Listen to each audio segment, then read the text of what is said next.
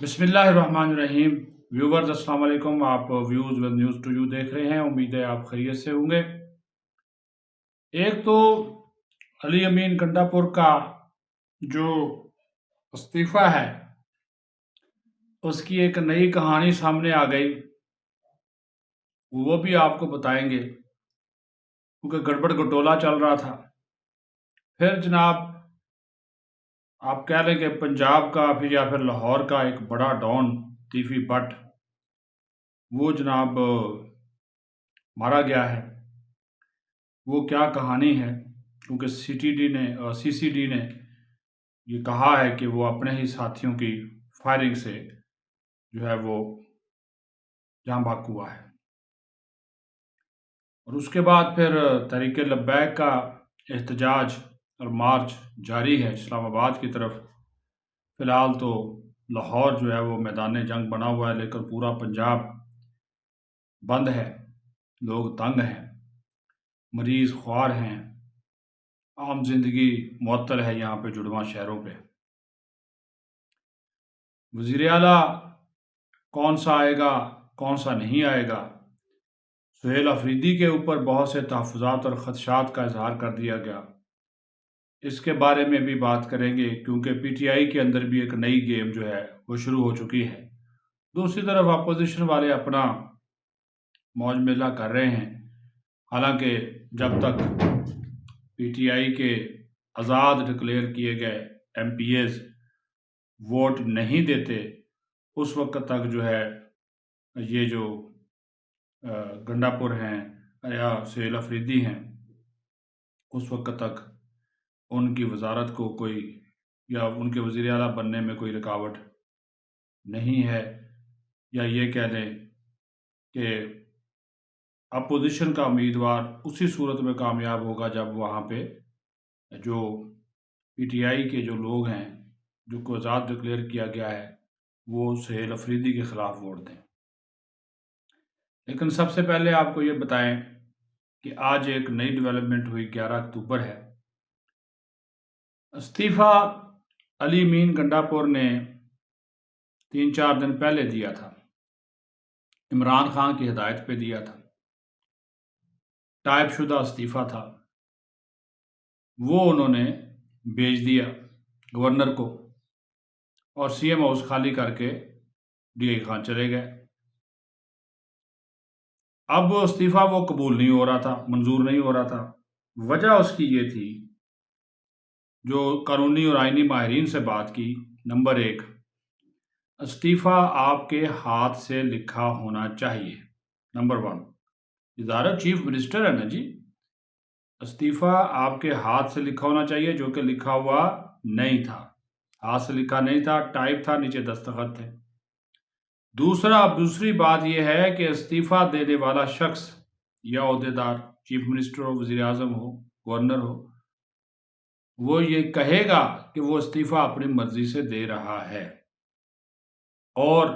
استعفیٰ قبول کرنے والی اتھارٹی اس کی باقاعدہ تصدیق کرے گی۔ اب جو پہلے استعفیٰ گنڈا پور نے دیا تھا، اس میں گنڈا پور نے لکھا تھا کہ وہ یہ استعفیٰ اپنے بانی چیئرمین تحریک انصاف عمران خان کی ہدایت پہ دے رہا تھا، یعنی کہ گنڈا پور کی اپنی مرضی اس میں شامل نہیں تھی، علی امین گنڈا پور کی اپنی مرضی اس میں شامل نہیں تھی، بانی پی ٹی آئی کی ہدایت پہ وہ دے رہا تھا۔ اس وجہ سے اس کو گورنر نے ایکسیپٹ نہیں کیا، جو کہ گورنر نہیں کر سکتا آئین کے مطابق۔ اسی وجہ سے کہا گیا کہ استعفیٰ غائب ہو گیا، رستے میں گر گیا، یہ پہنچا ہی نہیں۔ تو میری بات کی تصدیق اس وجہ سے آج ہو گئی۔ ابھی وہ جو استعفیٰ دیا، یہ اس کی کاپی دیکھ رہے، جو تازہ ترین استعفیٰ ہے، آج کی تاریخ ہے، چیف منسٹر کا لیٹر ہیڈ استعمال کیا گیا ہے، اس نے اپنے ہاتھ سے لکھا ہے، علی امین گنڈا پور نے ہاتھ سے دستخط کیے ہیں، اس میں اس نے کہا ہے کہ وہ اپنی مرضی سے دے رہا ہے، اپنی ول سے دے رہا ہے،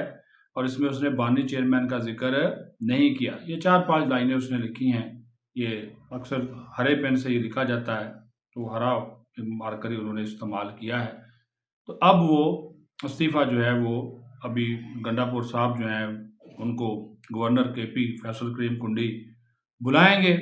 یا پھر ان سے فون پہ رابطہ کریں گے اور ان سے پوچھیں گے کہ گنڈا پور صاحب آپ مستعفی ہو گئے ہیں، یہ استعفیٰ آپ کا ہے، اپنی مرضی سے مستعفی ہوئے ہیں، آپ پہ کوئی دباؤ تو نہیں ہے، آپ کو کسی نے مجبور تو نہیں کیا، آپ اپنی مرضی کے ساتھ یہ وزارت اعلیٰ کا منصب چھوڑ رہے ہیں۔ جب وہ یہ کہہ دے گا کہ جی ہاں، یہ میں اپنی مرضی سے استعفیٰ دے رہا ہوں، میرے اوپر کسی قسم کا کوئی دباؤ نہیں ہے، کوئی مجبوری میری نہیں ہے، مجھے کسی نے مجبور نہیں کیا، میں ہنسی خوشی استعفیٰ دے رہا ہوں، تب گورنر جا کے اس استعفیٰ کو ایکسیپٹ کرے گا،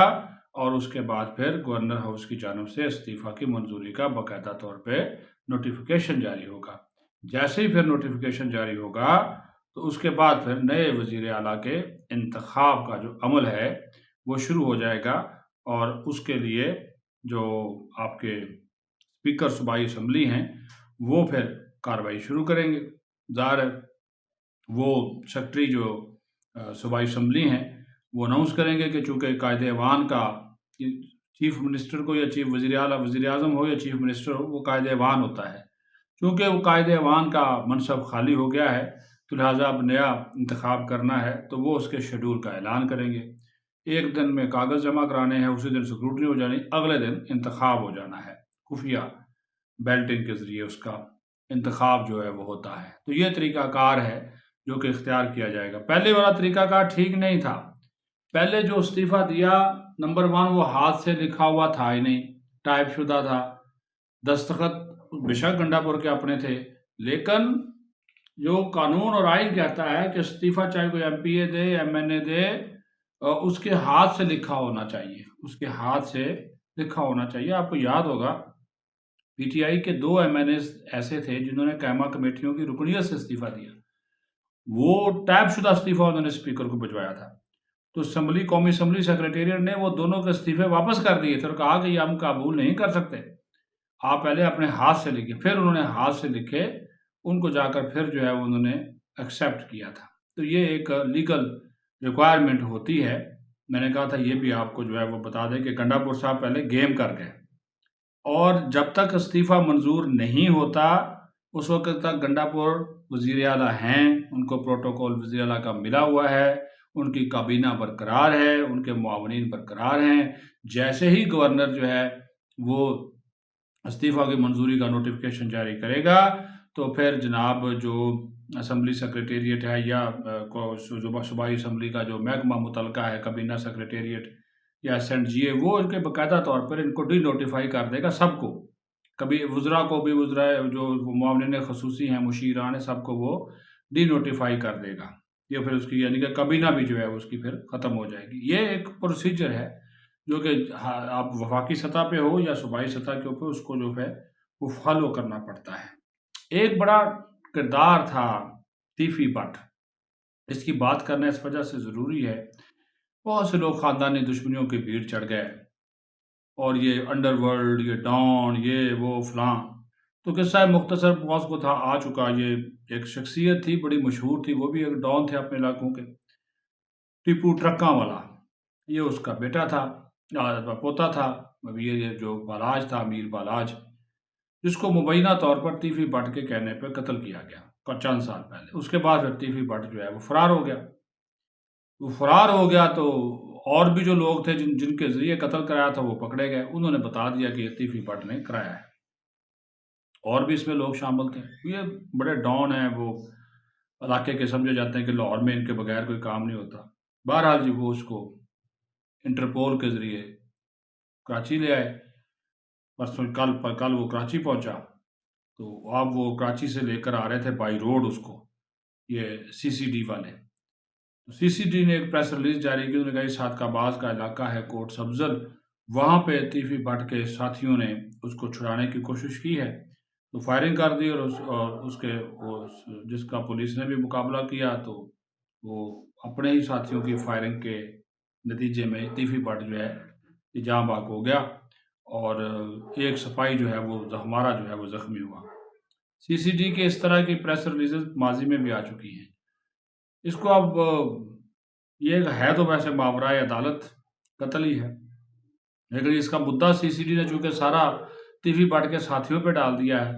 انکوائری ہونی چاہیے، چاہے عدالتی انکوائری ہو، چاہے محکمانہ انکوائری ہو، کیونکہ یہ ایک بڑی شخصیت تھی۔ لیکن لوگ خوش بھی ہیں، کہتے جی چلو جی ایک لمبا چوڑا باب جو ہے وہ ختم ہوا، اور یہ جو خاندانی دشمنیاں ہیں، پتہ نہیں یہ مال دنیا دولت کہاں لے کر جانی ہے۔ تو یہ بھی ایک کیونکہ سوشل میڈیا کی زینت بنا ہوا، تو اس وجہ سے میں نے بھی اس کے اوپر بات کر دی، لیکن یہ دیکھیں قانون سے بڑا کوئی نہیں ہے، انصاف قانون اگر ہم سمجھیں، اگر ہم ہر چیز سے خود کو بالا تر سمجھیں تو اللہ معاف کرے، پھر اس طرح کے انجام جب ہوتے ہیں تو تکلیف بھی ہوتی ہے کہ بھئی کتنے ہی لوگ، وہ نوجوان لڑکا تھا بالاج جو اس کا پوتا تھا،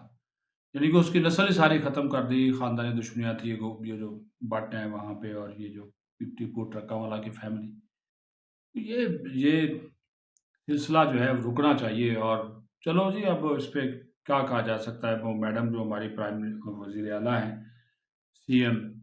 مریم نواز صاحبہ، انہوں نے یہ سی سی ڈی بنایا ہے جرائم کو کنٹرول کرنے کے لیے۔ کنٹرول تو ویسے کافی حد تک ہوا بھی ہے، لیکن جب یہ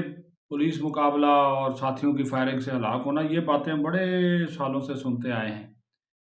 تو یہ پھر کہانی سمجھ آ جاتی ہے، عام آدمی کو بھی سمجھ آ جاتی ہے کہ اصل میں ہوا کیا ہے۔ لیکن وہ پھر چونکہ ایک جرائم میں ملوث لوگوں کے خلاف یہ کارروائی ہوتی ہے،